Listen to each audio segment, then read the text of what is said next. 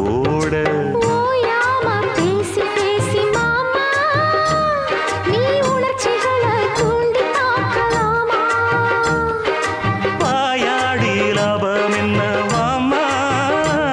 நீ விஷயங்களை ஆற போடலாமா வெச்சது யாரு சொக்கப்படி என்னவ பண்ணும்படி